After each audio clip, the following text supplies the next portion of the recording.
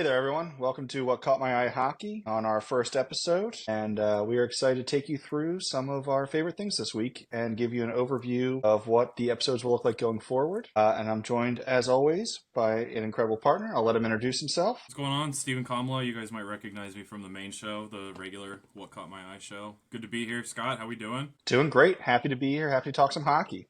Yeah, let's get into it, bro.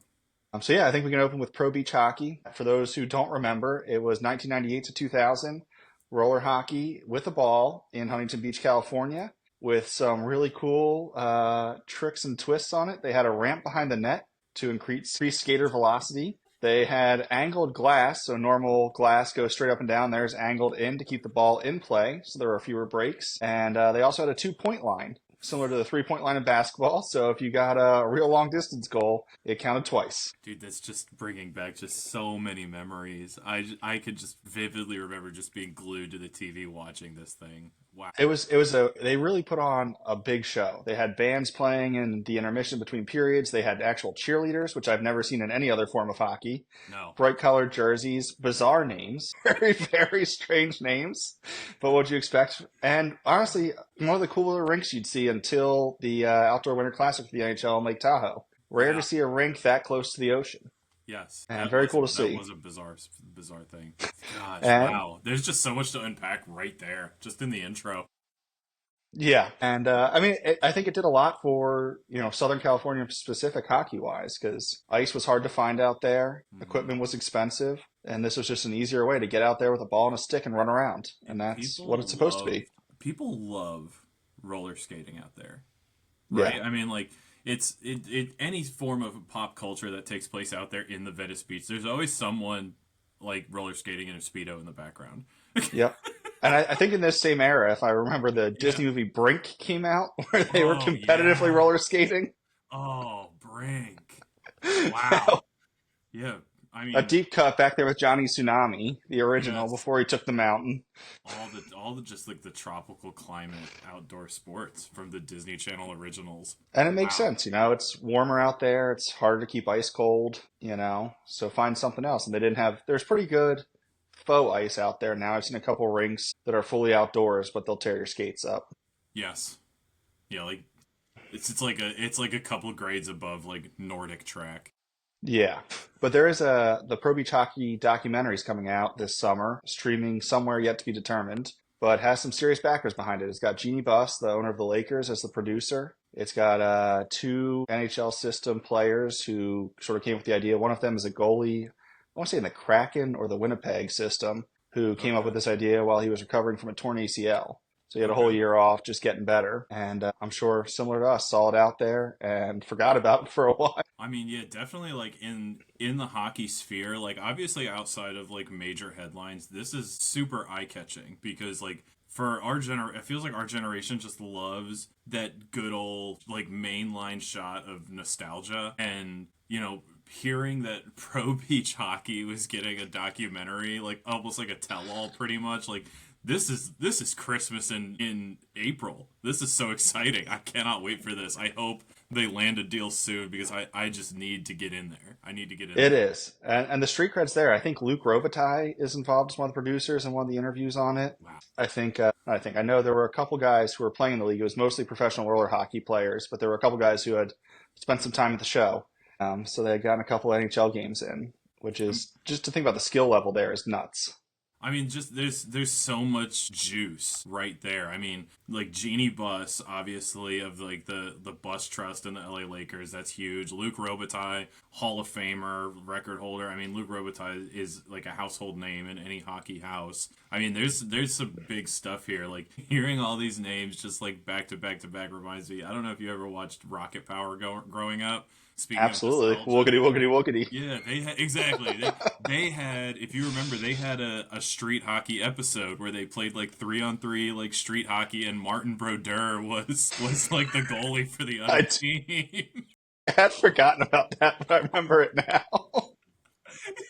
I wonder if that was pre or post alimony, because his alimony when he got divorced was outrageous. He needed that Nickelodeon money. He needed everything he could get. I think at one point he was paying like 18 or 20 million a year in alimony and child support. It was outrageous. Oh my I mean, gosh. yeah, if anyone wants to Google why he had to pay that much, it's a good read. Yeah, yeah, definitely check out the Marty Bridger saga. I don't think we need to get involved in that here, but No, no, no. But this the pro beach hockey is that I like in all my research I didn't even like stop to register. Is this just going to be like a 90-minute documentary, or is this going to be like a series? I think it's going to be a mini series, but I think it's going to be pretty short and tight. Again, it only existed for 3 seasons, Mm-hmm. and I don't think they've announced the final format yet. Yeah. So at least I'm hoping for miniseries. It seems, Yeah. I mean, seems like there's a lot there, and the amount of interviews they have coming into it, which hopefully will take into like the impact and how, now when This was is it? this is like hockey's version of and one, right? Because Yeah, remember, like for the longest time for basketball, like you had like all these like you had obviously the NBA, you had the American like basketball league or whatever, and then and one came out of nowhere with their like traveling like street ball mixtapes, and like everyone in school was wearing the and one t-shirts. Like pro beach hockey is like on that level where it came in with a bang and then like fizzled out like a flare very quickly. yeah, but I think left a big mark in the certainly out there, and I think nationally. 100%. I mean, and roller hockey's awesome, and Yes, it's it in is. those southern cold, climates. That's the easiest way to get started. Hmm. And because I think there's still only one NCAA Division One program south of the Mason-Dixon, and it's University of Alabama Huntsville, I want to say, Oh, okay. for D1 college hockey. But Florida's obviously a huge growth area. The professional teams are doing well down there. Southern California is really starting to get going. Yeah, I mean, the professional scope of things, obviously, like like when you talk like expansion teams, you want to like the NHL wants to expand into like ideal markets, but like the Atlanta Thrashers got relocated and now they're bringing it back again. I mean, hockey is Yeah, on the rise for sure in these southern climates, but like I think college is usually a little ways behind, right? yeah. It's I think particularly with ice hockey. yeah, and especially like if you when you get down to these like the SEC areas, right? Yeah, Like that don't care at all. football has been king down there for so long. I mean, in SEC, obviously, right now we're seeing basketball is now like becoming like the great sport down there. But hockey, man, I mean, if anyone could make a surge into hockey, I feel like the SEC could. I mean, it feels like the SEC is just good at everything Yeah, well, at they've this certainly got point. enough money behind it, and the Big Ten's Yeah, already got hockey, so maybe that's their next competition level. yeah. Penn State, is going to their first Frozen Four, and they transitioned to D1 fairly recently. How exciting is that, by the way? It feels like anytime I like, if I'm like, I go through like my degen moments where I'll like just sit on the couch and like I'll just scrolling through my phone, and it seems like every college highlight I see is from Penn State. Like Yeah, they've been lighting it up in this tournament, dude. Like they look so good. so good. And cool again to see that short transition because you don't see that often in hockey. You see basketball and football a little bit, but the hockey groups coming out, it's just a whole different ballgame for them to try and catch up. And I Yeah, guess go ahead. I was going to say the Pagulas who own the Sabres, who obviously Sabres fans are very upset with at the moment, Yeah, were the original financiers for this. So good to see them get success on at least one of their yeah, ventures. on one of their ventures, yeah, and I'm sure the Sabres fans could not be more in their feelings about it. But like it's God. like not just like obviously like it's I feel like it's just so rare and awesome to see when you see a team who like it's like a very recent transfer or maybe like a first year eligible transfer into like the Division 1 scope of competitive college sports. It's always so refreshing to see them do well. Like we saw it this year in March Madness with UC San Diego, right? Just making the tournament. And so to see Penn State like survive and thrive and like get into the final four and like make a name for themselves, like they're coming in with a statement. It's reminiscent of like the Vegas Golden Knights team almost. How, Yeah, that expansion draft team who has just been good since their expansion draft, right? Like I'm pretty sure I'm pretty sure they clinched last night. Like we're gonna see them I in think they did. Yeah. we're gonna see them in the playoffs again. So I mean, like seeing, I mean, especially in hockey too. I have a soft spot for Cinderella stories. I don't hate Vegas. I'm sure some people do, but like seeing like teams come in and make a name for themselves and like claim their space like Penn State is. I think that's awesome. I'm so excited for them. Yeah, I think it's good for the sport too. More competition is always a good thing, and more exposure is always a good thing. Do you Because I have remember do you have a college hockey team that you follow or prefer? Like, does UVA have a team? they have a very, very average club team, ACHA, that I played on. But no, not really. I follow Penn State because I had a couple guys who were, so Penn State was ACHA club before they transitioned Mm-hmm.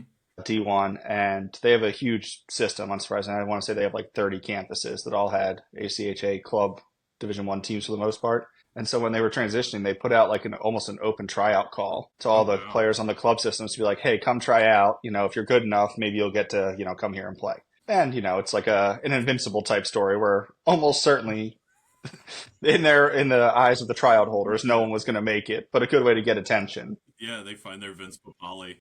Yeah, but it's just so I do follow Penn State just for that reason because it's kind of funny that I knew a couple guys who went to that initial open tryout and ended up going back to their satellites. But That definitely makes it easier. But like I wonder like this is something I'll have to look into because like I've always been like a very casual observer of college hockey. And obviously like when the tournament picks up I get a little more like attentive cuz Radford's hockey team was basically intramural. we played them at Virginia, so Yeah, yeah. I mean, yeah, that's right. Yeah. But I mean, it was, yeah, I mean, it is what it is. But, I'm a very casual observer of college hockey. But in recent years, I've gotten more attentive during the postseason. But I wonder, like, and you might have some insight to this, like, a lot of schools like around this time start talking transfer portal and NIL, but I feel like hockey doesn't really get like part of that conversation. Like what does the NIL like landscape and transfer portal look like? Like Penn State obviously I'd imagine a lot of people would want to hit a transfer portal and come to an up and coming program after this year after they've asserted themselves and shown that they can succeed in this like atmosphere. Do you think that they'll see like an influx of like hockey like transfers and recruits? I don't think so. I mean, I think the largest factor sort of that is that I don't think there's a lot of NIL money in hockey right now. I don't Yeah. think that's at the big schools like a Penn State. Some of the smaller schools, maybe it's different, similar to how the Big East could be with basketball, where they mostly don't have football, so they can spend more money on basketball. But like, you think about like St. Cloud State, who frequently makes the tournament, they're probably putting resources that they have it towards hockey, being in Minnesota and being that's their main thing. But the biggest thing I think you see this time of year in that department is you see players start going pro when their season's over. So Yeah. players who were drafted, a couple this year who went were Oliver Moore, who was the first round pick, 19th overall in 2023. Then we had two other 2023 first round draft picks go, and Oliver Moore went to the Blackhawks, Gabe Perreault went to the Rangers from BC, and Ryan Leonard went to the Caps. And he's the only one who I think is going to a playoff team. I think currently first in the Metro, if I recall correctly, Yes, sir. and is expected to contribute. So he's going to be an interesting one to watch. They immediately made room for him last night Yeah. because I don't know if you saw the clips or not, but like, and I think this is what's so unique and wonderful about like hockey. Like, if you look at it on the professional level, like Ryan Leonard signs, they make room for him. They sent Radish as a healthy scratch, so Ryan Leonard got to make his debut in Boston last night, and the Caps showed up and went out bar hopping with Ryan Leonard and essentially said, "This is your town. Show us how it's done, kid. We'll sweat it out in practice or whatever." Yep. And they all went out and like you saw video after video after video of Ovechkin and the boys partying and drinking with Ryan Leonard, singing at the bar and just having a good time. Like I feel like you don't really like when come like obviously this is different because he's making his debut, his pro debut. But like when it comes to other teams, when it trades, free agency signings, like you don't see anything like that in No. any other sport. Yeah. Like It's this is he's immediately in and part of the brotherhood. And and a top end prospect joining in the middle of a playoff push. I think yes, no other sport really has that. no, Baseball a little bit maybe when you can call them up, but yeah, I mean it was special to watch. It was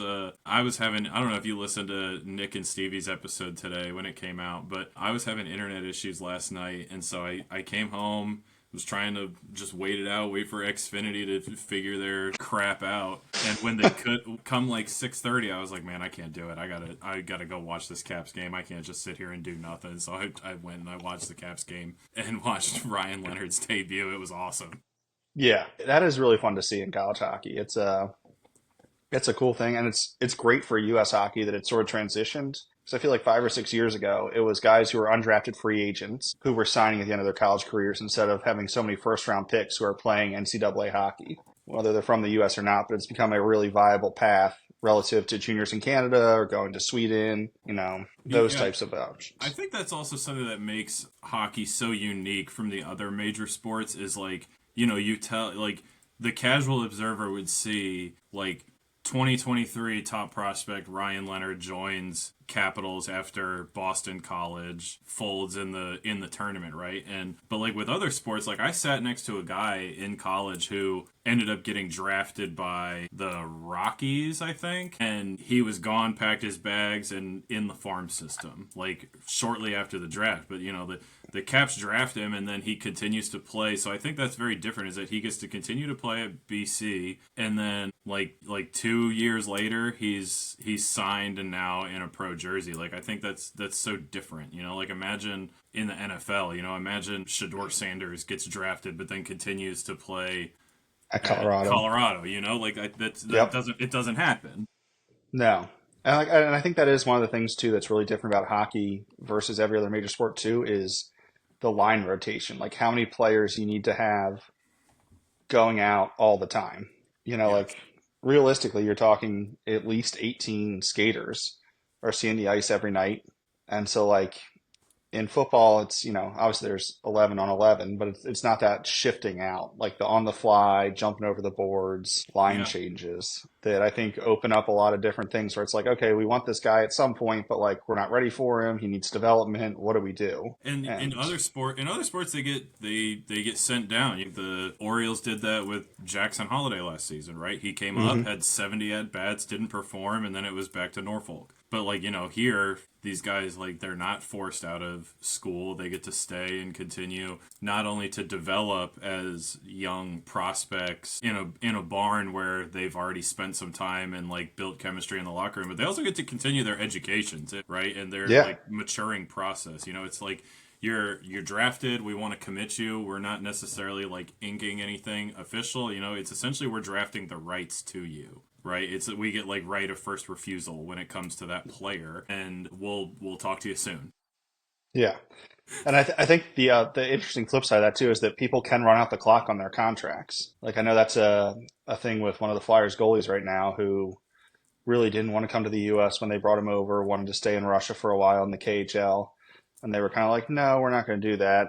Come over, and then he's like, okay, I'm unhappy. I'm going to go back and I'll just run out this contract, and then I'll come sign with somebody else. Yeah. And Which like who that's an was that? interesting thing. Uh, Sorry, I didn't mean to put you on the spot.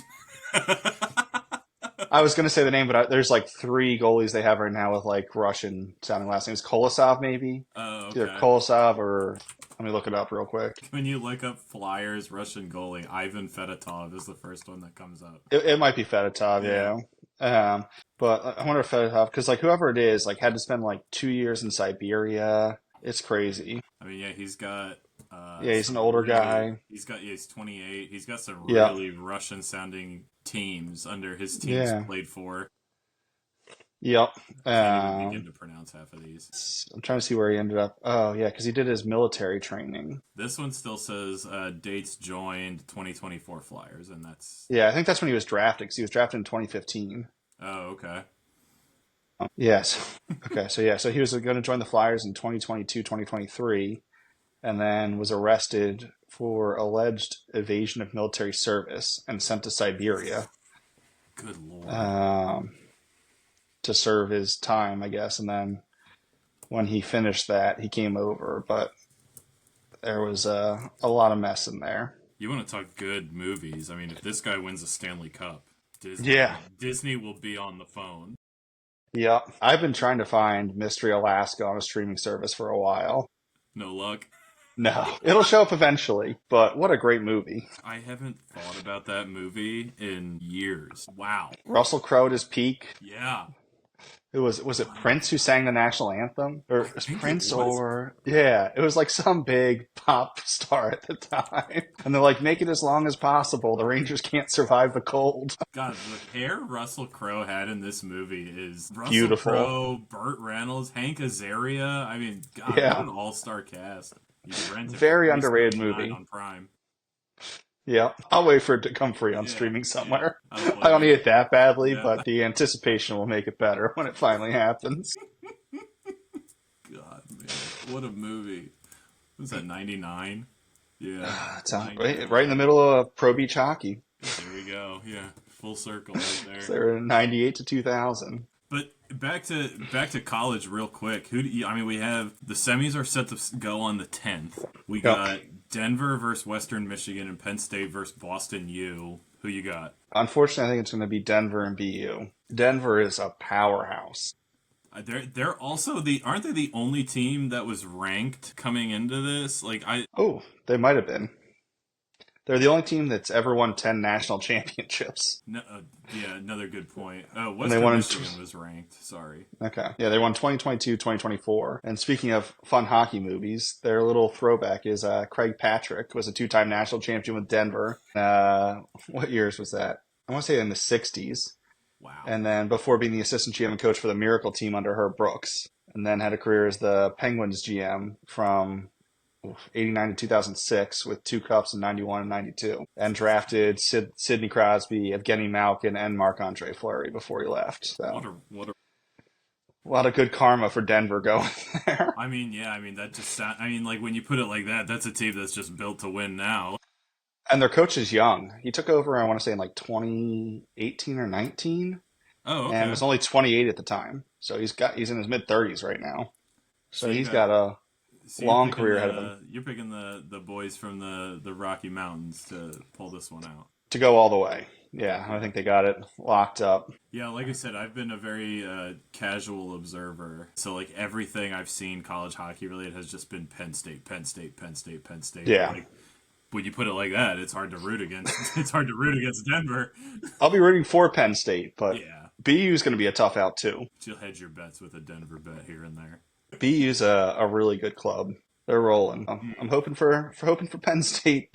Even it's one of those things too. I feel like when the expectations are set, it's their first Frozen Four. It's like one of those things where I feel like, all right, let's make it to the Frozen Four. When you get there, it's just like this huge cathartic release, and then I think it's easy to fall off after that. Yeah. Yeah, I mean, I think like, like it's not a unfamiliar thing in sports, like different caliber teams like good ownership would know what the ceiling is and what would be considered a success for that particular season. Like, you look at the New England Patriots, right? Like a successful season would be to be in the hunt for a playoff spot come like playoff push time, right? Not necessarily to make the playoffs, but like if we're in the conversation and we're not eliminated come December, like Yeah, we're good we're go right. So and it sounds like a Frozen Four for Penn State is 100% a success for that program. Like yeah, that's an that's overachievement. Yeah, yeah, yeah, and I mean like that helps so much.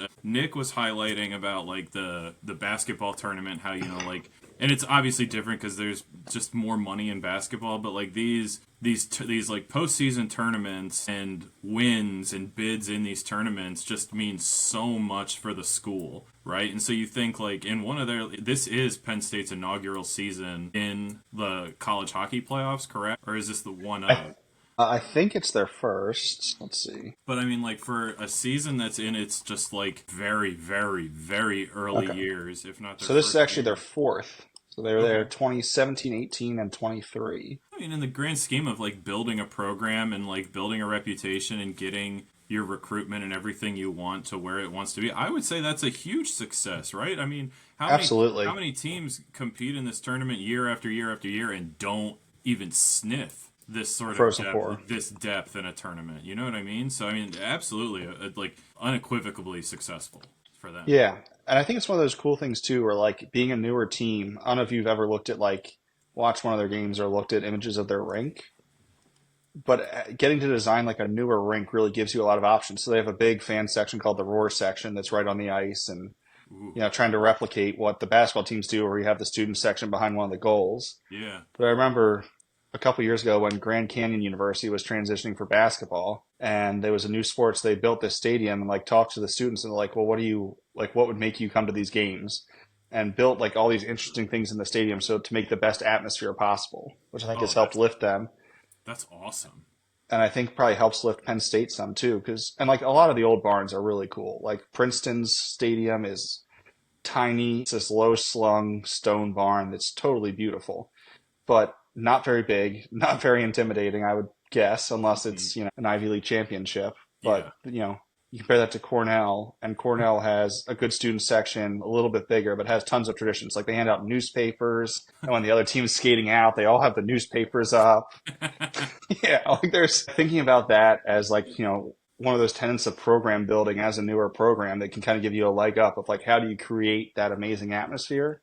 Yeah. And I think the Penn State hockey stadium has done a good job. And now, like, with you got it, success drives attendance, right? Like like moving forward, like teams are going to turn out for this. People are going to want to support this team, especially like a school that's as like deep rooted, I think, in like just passion and success and competition as Penn State. To have another sport where we can compete in and show up for and support. I mean, I think that's awesome. Go Nittany Lions. Go Nittany Lions, Yeah, bring it home. that's But yeah, awesome. no, it's fun, and Pennsylvania does have a decent hockey presence. The Flyers Cup is like the high school championship. That's a pretty big deal. It's not Minnesota or anything, but there's people know about hockey in Pennsylvania, so I think that Hmm. probably helps them too. Yeah, no, 100%. Yeah, there's And there's I do history of think, hockey in that state. and I do think too, even if you don't know hockey, the first time you go to a game, I think it is truly one of the last sports that's better in person than on Hmm. TV every time. Like going to the right atmosphere anywhere is great. But Yeah, like it's hockey is you can see the puck zipping around and you can actually hear the crashes and the collisions and hear seeing the a fight is players always awesome. hear the players talking to each other, and I Yeah. don't, and not to bash on your boys, but like with the Flyers being in the state they're in, the Penguins being in the state they're in, like I mean, so like a lot of people in Pennsylvania are probably gonna want to turn up for like Hershey Bears games and maybe like a quality college hockey team like Penn State. Like if I like success, I think would be in terms of like attendance and like box score would be like if you can pull people outside of your student base and get them involved and excited about it, then yeah, roaring success. No pun Yeah. intended. No pun intended. I like it though. Absolutely. Absolutely. And yeah, and the women's Frozen Four is already over, but there's some good competition there. Wisconsin ended up winning the title 4-3 in overtime against Ohio State. Yes. So really some mainstays there of traditional Big Ten hockey. Yeah, and that one got some airtime after the fact. Like I don't think I It could did. turn on like an ESPN or a Fox Sports or What Caught My Eye and not hear about that Wisconsin Ohio State game. I mean, it's a great game, and overall for the tournament, their viewership was up pretty significantly. It was up, I want to say, 20 to 25%, Oh um, wow. which is That's great. huge. That's a big jump, yeah. Oh, that's so And awesome. I had no idea. yeah, and it's interesting to think about because we have our first, at least in my adult life, professional women's hockey league, the PWHL, Mhm. who are also breaking attendance records. I think I want to say they launched with 6 or 8 teams, and Okay. they've been streaming on YouTube for free Oh, I and have didn't been know that. averaging 128,000 plus views per game, which is pretty amazing. Yeah. For a brand new league, I'd be shocked if the UFL's doing that well. Yeah. No. I mean, good on them because like, how many of these like new sports leagues do we seen pop up in our lifetime? You talk XFL, you talk TGL, you talk Live Golf. That it seems like one of the biggest barriers is reaching audiences in their home, and professional women's hockey are the first ones to get it right. Yeah, Stream it on YouTube. We want to for reach a free. Just we get want to viewership, we get a want to fan base. we want to reach a young core audience that will click on this and watch it and leave it on. YouTube is the way to do it. I mean, I cannot tell you like when I'm at home if I'm like cooking dinner, doing chores, whatever. I have YouTube on my TV and that Yeah, is good for them. Wow, someone finally figured it out. That's incredible. and they've done good in person attendance as well. They called it a takeover tour, I believe, and they broke their own attendance record a couple times. The last one was in Detroit last week, and they had over 14,000. That's And huge. Where do they play their games at? Like where do that's a they great play these question. arenas? Like do you think it's like college arenas you'd think? I mean, or is I don't 14,000 think too so. big? Yeah. I No, know they're some playing. WNBA teams have their own stadiums. So it looks like a mix. So let's see. Here's arenas. 14,000 a game. That's huge for a brand Yeah, new league. for just one game too. Yeah. And I don't think it's a league or a city in which they actually have a team.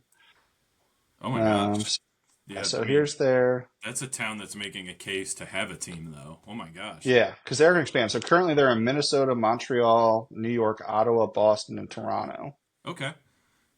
So Detroit didn't have one, but I'm trying to see if I can see what these stadiums are actually used for. Here we go. Something that in those areas, I mean, I can't imagine it'd be hard to find something where you could like, because nowadays, I mean, with the way that like professional hockey is, where you have to flip the ice over and have a basketball court the next day, Yeah, you would think the technology is there to be able to like just like dump it into like an expo center type thing and put the seats up in there, bleacher seats or whatever you have. But that's incredible. yeah. So okay, so here we go. So the first team is Boston, and they're playing in the AHL rink. Oh, perfect. I didn't even think about that. I didn't even think to draw that parallel. Wow. Yeah, Wow. Minnesota's AHL playing stadium. in the Wild Stadium. That's pretty cool. Wow. But they're roping off the top levels. Yeah. Montreal is playing in a QJ rink. Okay. New York is playing in Bridgeport Islanders, AHL. So Hmm. I'm guessing it's a lot of AHL. Yeah, I didn't even think about that. And now that I mean, the locations of the teams also make a lot of sense. Yeah. And again, like you don't, if you're actually drawing the amount of fans you can draw, you don't want the stadium to feel empty. So an AHL, Hmm. arena is probably close to the right size. Yeah. If those are, because I went to a couple Fever games last year with Caitlin Clark's, inaugural season, and it was packed and loud. I was, talking to a couple people who were seated next to who were season ticket holders, and they're like, it used to be a little depressing because they play in the same place that the Pacers play in. And Wow. so, Yeah. normally they probably would, historically would draw fewer fans than the Pacers, but obviously they're selling out everything now. And People are waiting hours in line to get in.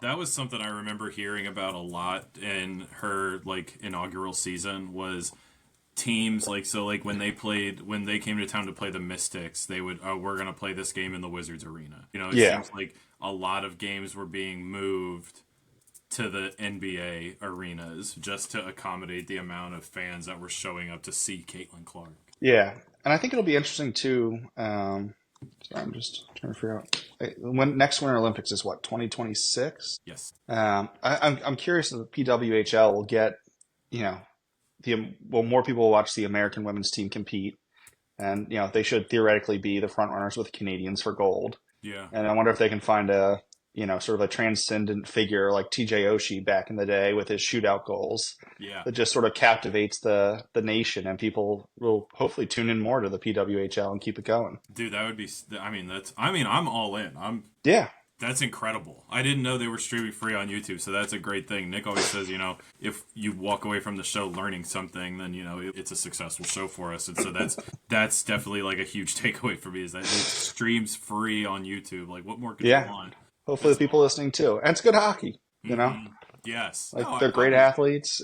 They're professionals, and it's good that there's finally like a good place for them to go. yeah. No, without a doubt, because like up until recently, it was like without that, then you go college and you go international team, and then you might Yeah, do what like Jessica Campbell did and start your own clinic, and yeah, hope that you have and some playing good some Olympics and yeah. But like that now, like now we have like a seasoned league where they can play in between Olympic and international competition. That's so awesome. hopefully it'll help the U.S. Olympic team too to have people playing at a higher level more consistently in the gaps between Olympic training camps. I mean, yeah. I mean, now Post college in real life. you have something that helps keep your players and prospects conditioned once they're Yeah. done with college. Oh, that's incredible. So something that I was super excited about reading your notes, like preparing for the show, was that we're going to be talking about and breaking down some advanced stats. Is there a Yes. particular one that you want to like debut to the world here? I think we're going to start easy. We're going to start with the basic building blocks. Okay. Okay. For everyone listening out there, the stats do get pretty crazy, and but they're all building off of the original sort of foundations. So I think we're going to start there. This episode, we're going to start with goalies because Cool. I think that's the easiest to comprehend. It's just one person generally at a time. So we'll start with goals against. Simplest one to measure. It's just goals per 60 minutes. And it's also, I mean, people use it as a benchmark, and it's great to see a really low one, but it's also, I think, one of the most team dependent stats we're going to see because it's Yes. all dependent on what's happening in front of you as the goalie. If someone scores on you 4 times and they're all 3-on-1s, that's probably not your fault. Yes. Yeah, And there's so the some other one, defensive lapses there for sure. yeah. And so the other one that sort of ties into that is save percentage, which is, just the percentage of shots on goal that you save. So shots that miss the goal don't count. They're useless. We'll go into shooter stats in a future episode where those do matter. Hmm. But so like those two things, and generally for an NHL goalie, you want to be above a .9 save percentage. That's considered decent, serviceable. Point above .92 is great. But and there again, it's the hard thing I think about hockey stats ties into what we were talking about earlier with like the bench changes and the consistent rotations, and you end up with mismatch lines. You end up with your third or fourth D pairing. It's their first line. Hmm. There's going to be a skill drop there, but also it's so dependent on what happens in front of you. And so I mean, goalies are absolute mad people. They're absolute psychos. I don't think I've ever met one that wasn't. I don't think I mean, like, and I've, at a very low level in high school, suited up in goalie pads for a scrimmage on like a mid-level team. It hurts every single time. And those guys were not shooting as fast as the pros do. I was putting on these pads and I'm thinking like, man, these are huge. I'm going to feel great. Took the first one in the leg pad directly to the shin bone and I was like, this is not going to feel great. You guys better start blocking shots, god damn it. They were not. I think that's one of the funny things too, is like, because you always see like the people who slide to block shots, like, skaters, you'll see the bruises and you see the cuts and you'll see the stitches and the missing teeth.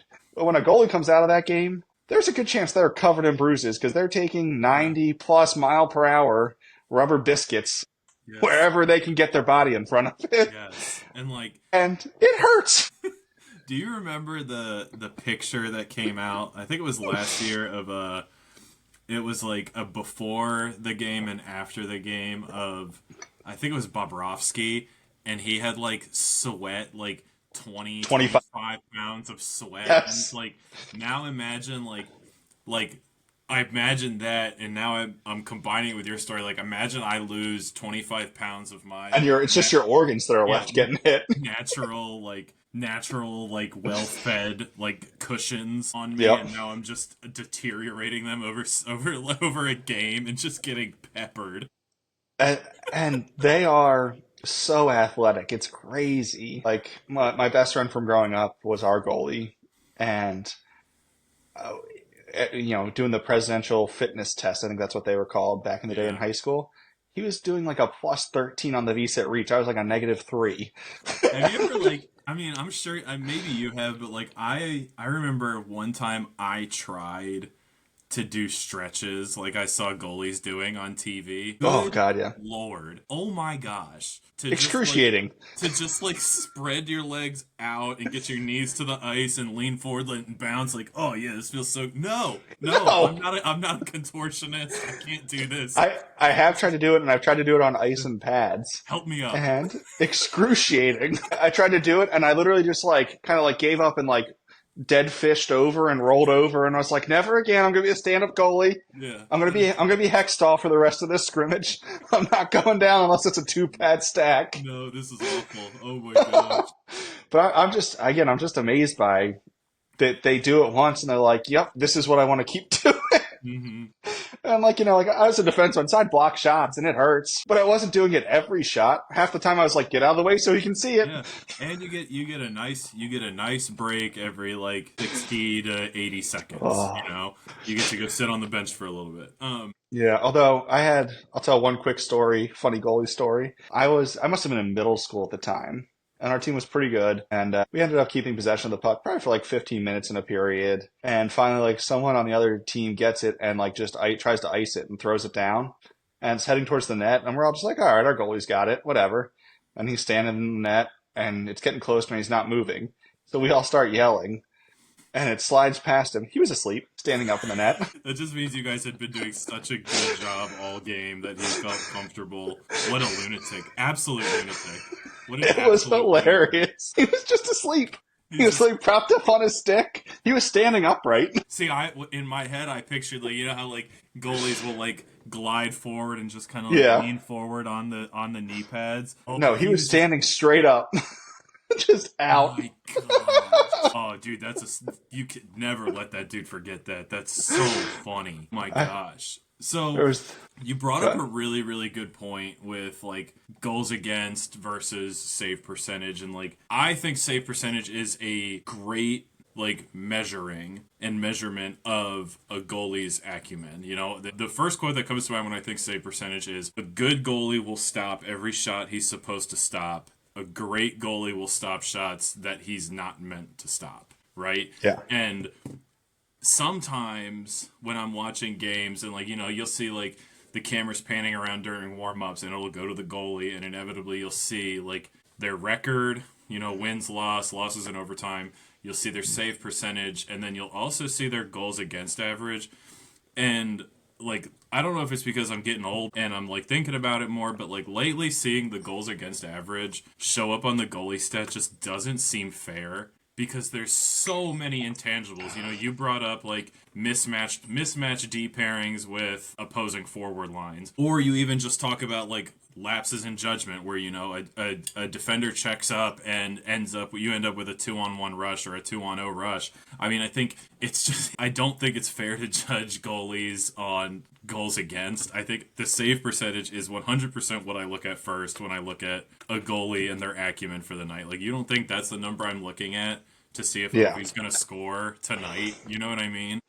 Yep. And I think too, it's comparing it to another sport, baseball, you know, like you have your ERA, but then there's also errors. Like, you know, Hmm. like fielders get charged with errors. Yes, That doesn't happen in hockey.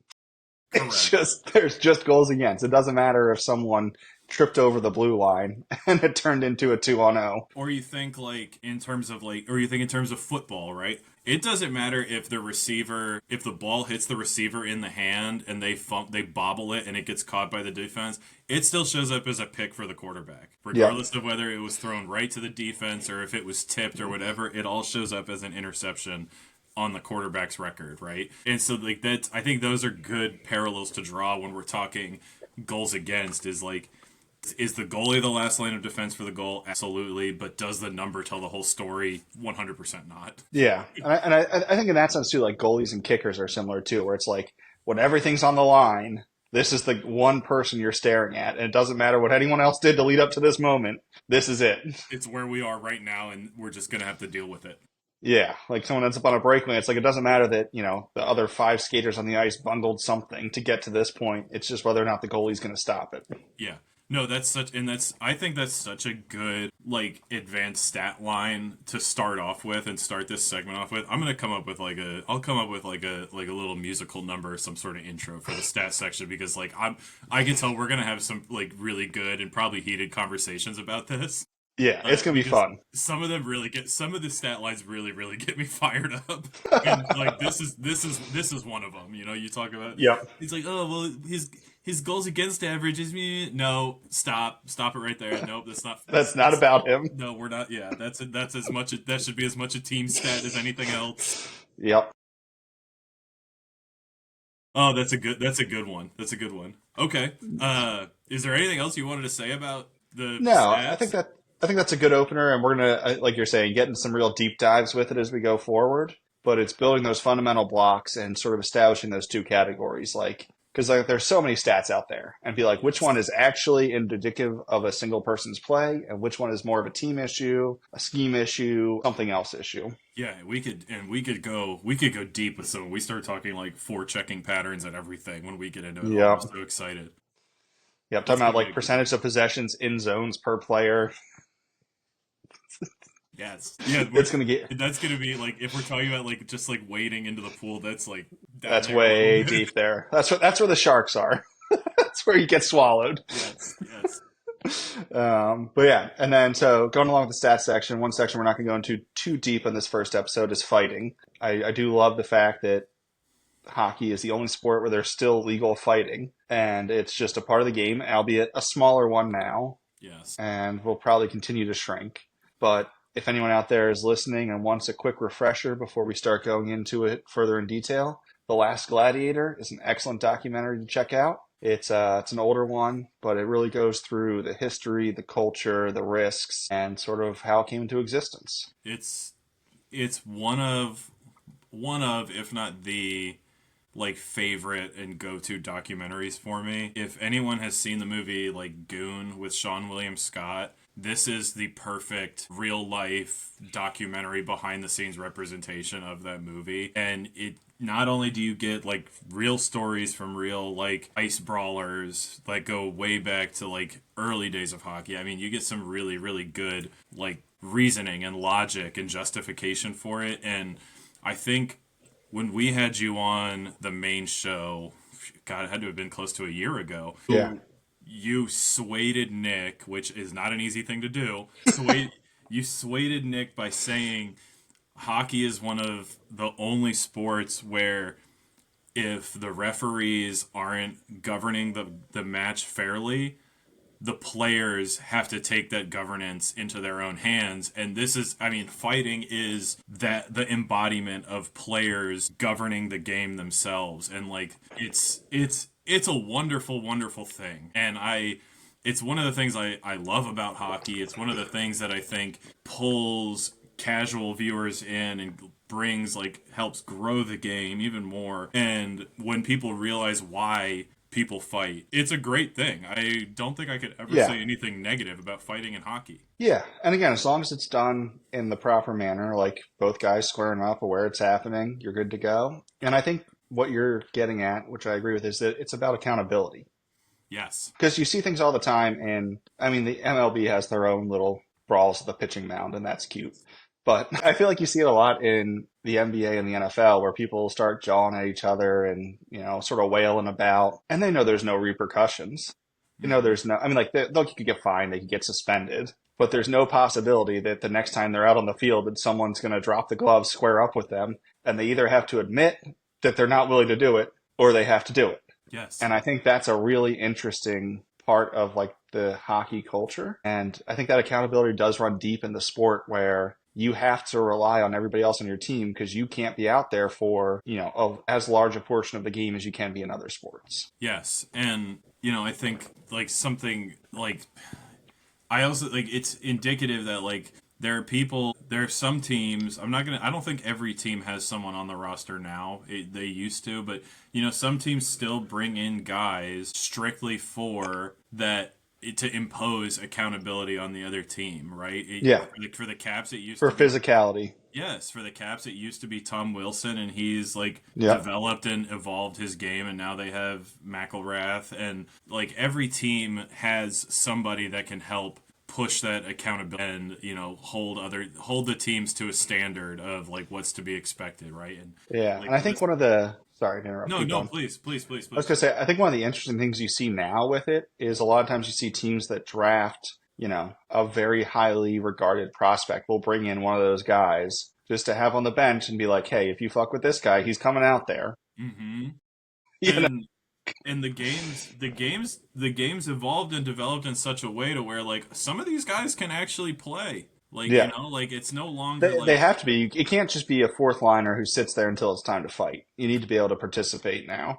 and I think that's the exciting thing. And like you get guys out there like Rempe, who is he a squeaky clean hockey player? Absolutely not. But do I think that he's officiated differently because of his size? Absolutely. Yeah. And but And is he a useful hockey player outside of that physicality and we talked intimidation aspect? Absolutely. we talked about him a lot last year or last hockey season because he is a guy that forces the other team to be like, all right, Rempe's out there. We need to put different players out there now because he's just a Yeah. guy that your He changes the calculus. coaches are going to be looking for. Correct. He changes the calculus of it. I love that phrase. But yeah, I mean, it always cracks me up when like you see like a particularly brutal fight make its way into like ESPN mainstream, and you start seeing people like, oh, there's no room for this in professional sports now. It's 2025. There's no room for this. But it's like not like you just outed yourself as someone who just really doesn't know anything about the game Well, at all.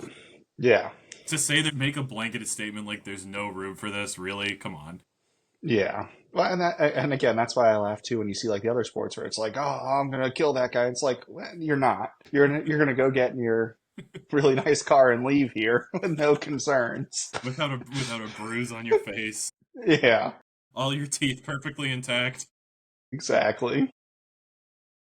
Yeah, no, I'm that's another thing I'm looking forward of doing, and because you and I share that same view of the place of fighting in hockey, so I am excited to like have that as like a continued segment in here with us. Yeah, for sure.